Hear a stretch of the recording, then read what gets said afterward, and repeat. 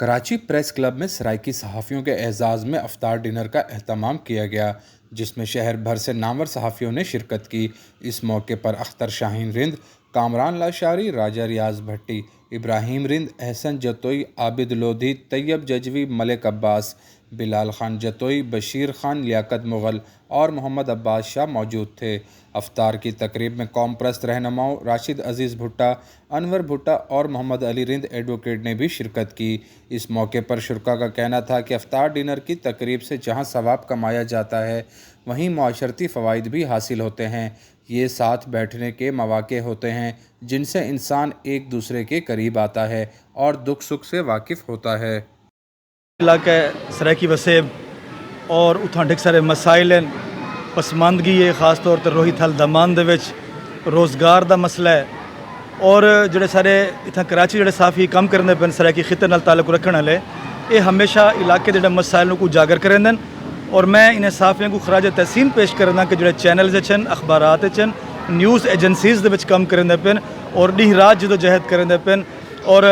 ख़ास तौर पर वो जोड़े अज कराची प्रेस क्लब में तशरीफ भी गए और जोड़े नहीं भी आ सके वो अपने मसरूफियात की वजह तो मैं उन्हें को भी सलाम पेश करना, क्योंकि जी ये सराइकिस्तान सूबे की जदोजहद है उनको उजागर करने दे विच और उनकी कामयाबी दे विच तुसां सराइकी सहाफ़ियों का बड़ा अहम किरदार है। और मेरे को खुशी थी है कि अज वो सहाफ़ी जोड़े कि ही टाइम वर्किंग जर्नलिस्ट हैं और कराची दे विच काम करते पे। कराची दे विच भी बड़ी तादाद दे विच 50 लाख के करीब सराइकी मौजूद हैं जिन्हें काफ़ी सारे मसाइल हैं और बेचारे सिर्फ ही वजह करूँ कराची आमदन के उतना सराइकी वसेब दे रोज़गार कहनी वो बेचारे तकलीफ़न दे विच मसाइल परेशान थी थे वो इतना रोज़गार वास्ते आमदन कराची जी है इतना असारे नाल बड़ी यानी कि सपोर्ट मिलती है, इतना काफ़ी रोज़गार है। और मैं समझदा कि असा ही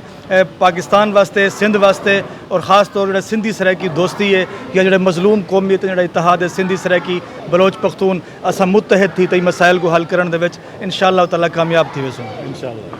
हर मौके ते सारे दे सारे जर्नलिस्ट जिहड़े न वो इकट्ठे होंदे और अल्हम्दुलिल्लाह अपनी जगह ते अपने इदारे दे अच्छी पोजीशंस ते बैठन थे और एक अहम किरदार जिहड़ा ना अदा करने पे सहाफत दे विच सराइकी जिहड़े जर्नलिस्ट न बहु अच्छी जगह ते बैठन थे और अल्हम्दुलिल्लाह अपने इलाके दे जिहड़ा है ना वो मसाइल भी उजागर करते पे और जिहड़ा ना मिल ते काम भी करते पे। ये कट्ठ जिहड़ा ना हूँ सिलसिले दे विच आ पिया और दोस्तां दी एक जिहड़ा है ना उन्होंने को बकअप करने वास्ते उन्होंने को इकट्ठा करने वास्ते,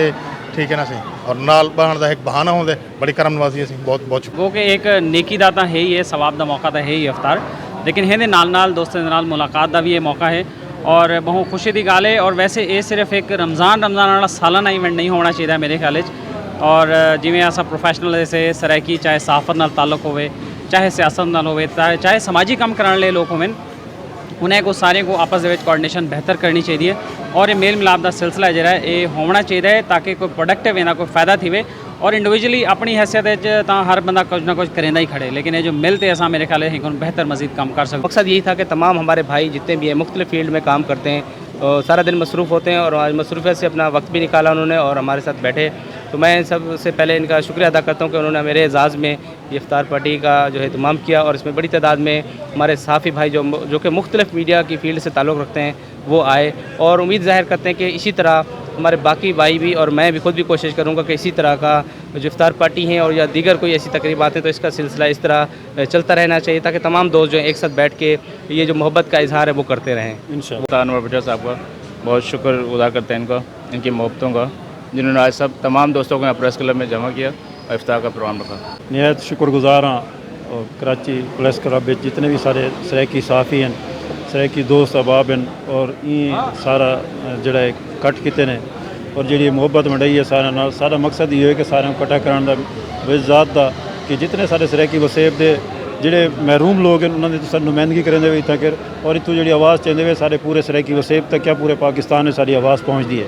और ही आवाज़ को असा को पहुँचाने की खातर असा कट किते से कि सारे जितने बिरा हैं सारे दोस्त हैं सराइकी वसेब के जो लोग हैं इतने बहुत सारे महरूम हैं जनाते पे तुम उन्होंने आवाज़ बढ़ते हुए और ये सोशल मीडिया है ये प्रेस क्लब है अखबार दे जितने नुमाइंदे हैं ना सारे असा दे सारे तुस जितना काम करेंगे पे असा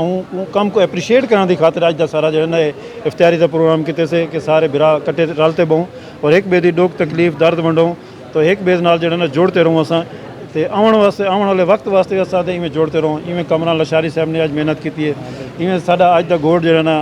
रेंज साहब हैं, इब्राहिम रेंज साहब हैं, इवें जतोई साहब हैं, शाह साहब, जितने भुट्टा साहब गिनन तशरीफ गिनन, जितने दोस्त अहबाब तशरीफ गिनन, पहले तो मैं तो उन्होंने भी शुक्रिया अदा करना कि अगूते भी असां इकट्ठे करो और इंशाअल्लाह असां वल कट्ठा करेसूँ, वल जनून को असां सराइकी जनून को असां मिटण कहना ॾेसूँ, इस सराइकी जनून को वधेसूँ और सारे मुहब्बत एक ॿिए नाल वंडेसूँ, ई वास्ते कि एक ॿिए दे दुख दर्द ते खुशी गमी असां सारे जितने कट्ठे कहना रहासूँ, सबको एक ॿिए की तकलीफ़ का पता कहना लगसी। और मेरे को उम्मीद है कि अज के प्रोग्राम तो बाद सारे बहुत सारे लोगों को जो है ना दुख दर्द तकलीफ जो है ना वंडावण का एक मौका